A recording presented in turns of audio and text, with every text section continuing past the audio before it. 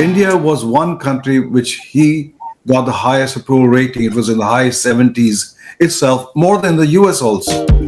In the next edition of India and the World Journal, the recommendations emanating from the conference will be shared with key stakeholders invested in this crucial partnership, including the Government of India. Detail, but we are constrained by time. Manish Chand, CEO, Center for Global India Insights, with us on the broadcast here. Many thanks for taking out the time and speaking to News 9, Manish. What Donald Trump, the way he's reacted, he is clearly extremely rattled by this get-together of the three important players in the Eurasian airspace, Eurasian space, India, Russia, and China. That it attracted so much coverage. The Trump card is what we are talking about in this high-stakes presidency, and who is going to game that? Who is going to win? And there will be winners and losers. Dr. Mukesh Agi, who is joining from Washington. Well, thank you very much, Manish, and good morning to and good evening to everybody. We have a administration coming in which is focused on how to make America great again. India-China friendship. Could we really have a strong bond? 60s, and post which it seemed like India, decided not to trust China, and ever since the relationship, in a way, deteriorated, but not so much so.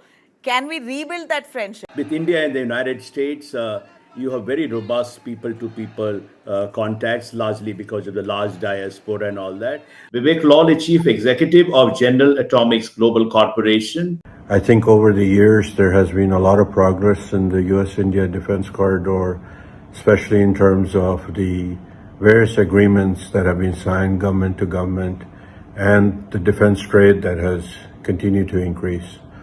I think that trajectory has transcended different administrations, whether Democratic or Republican, and I fully expect that will continue to move in that direction because India and the US are strategic partners and the relationship is multifaceted at this point. Welcome to this edition of Decoding Diplomacy. Today we have a special guest, Ambassador Sam Saran. The India story also depends on shaping a peaceful neighbor. When the democratic makeover took place in 2005-2006, there was a lot of hope that, particularly amongst young people, that we are finally, ushering in democracy, and that the new political leaders will now start focusing attention on the improvement of the lives of the people. Modi-Xi meeting, what transpired and how are we looking at the relationship at this point in time?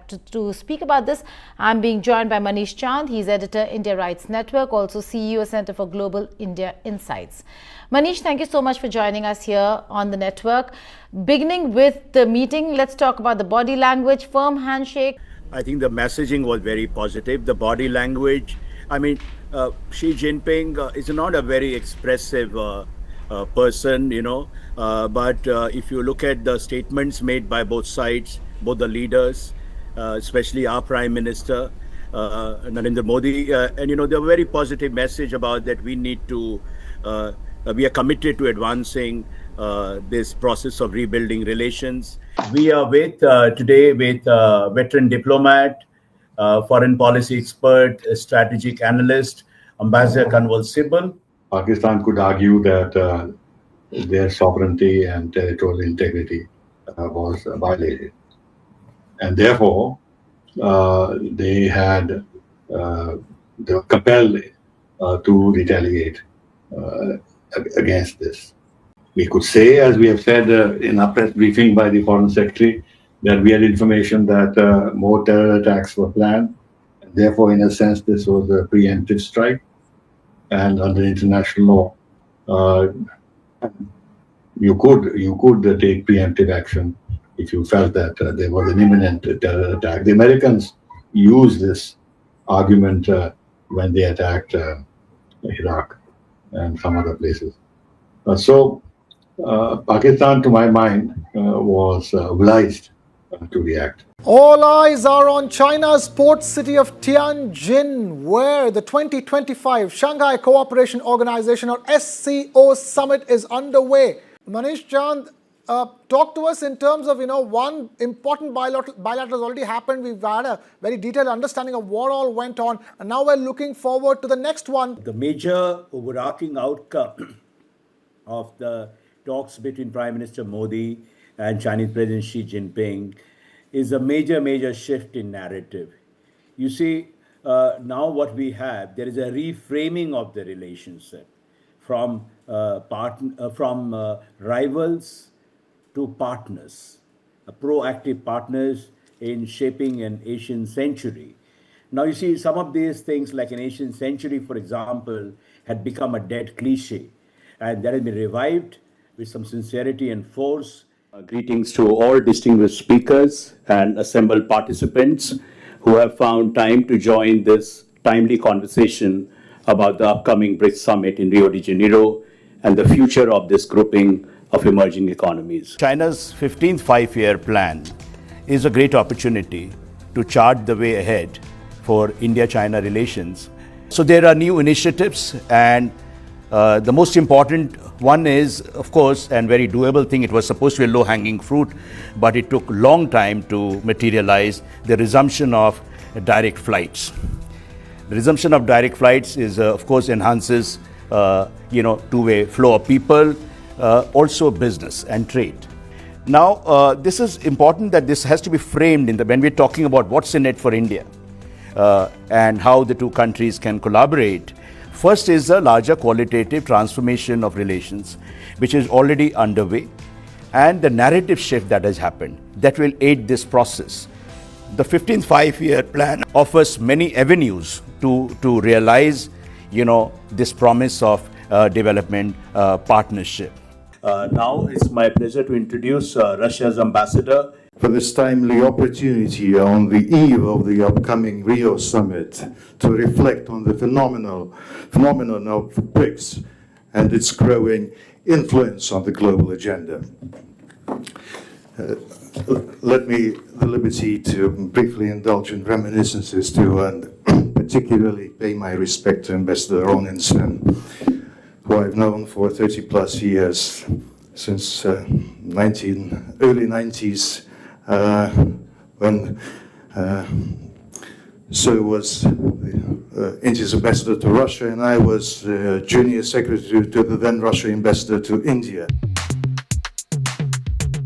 It's my pleasure and honor to invite Brazil's ambassador to India, His Excellency Kenneth Nobrega. My presentation will make a few remarks on how Brazil sees the role of BRICS, the role the BRICS can play at such a complex moment in world geopolitics and geoeconomics. Chief guest of the evening, Mr. Damu Ravi. He is Secretary Economic Relations in India's Ministry of External Affairs. We're talking on this very important subject at a time when Brazil is holding this summit, an important landmark in the BRICS calendar next month on 6th and 7th July. And from India, Honorable Prime Minister will be leading the delegation. Manish, I'd like to congratulate you on the 10th anniversary of your center. You have come a long way, I must say, and you made many friends along the way. And this is a clear reflection of your personal touch. And that's why, for the love and affection of you, so many have showed up. Congratulations on that. It's my pleasure to invite FICCI Director General Jyoti Vij. Excellencies from Brazil, Russia, Indonesia, and Egypt, Mr. Manish Chand, CEO, Center for Global Insights, many dignitaries of the dais as well, ladies and gentlemen. It is a privilege to address today this gathering on BRICS in Rio, shaping an inclusive and sustainable world order, a topic which is of very great significance. The persistent geopolitical tensions, tightening monetary policies, inflationary pressures, and disruption in global supply chain, they continued to pose significant risks to trade, investment, and employment across the globe. This is indeed a pleasure and privilege for me to be participating in this interactive session. I thank Sri Manish Chandji and his colleagues for having conceptualized and translated that idea, that concept into reality by calling all of us to speak on a very important topic which will always remain relevant, Operation Sindoor.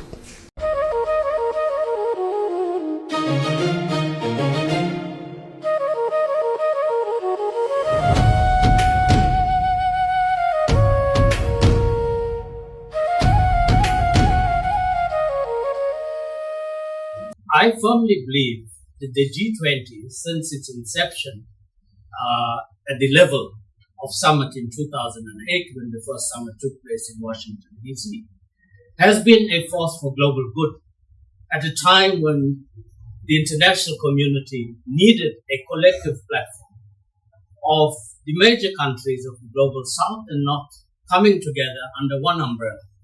I've had a dozen years of experience working in Africa, much of which was associated with Australian mining companies opening operations there.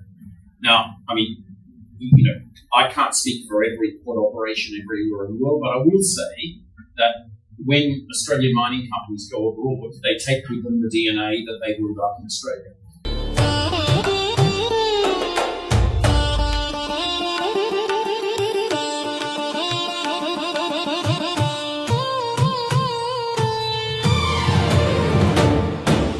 One key country is not participating in the G20 summit.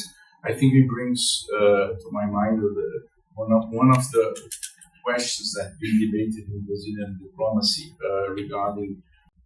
Thank you all for coming in large numbers. It's delightful to see so many friends and familiar faces in the audience.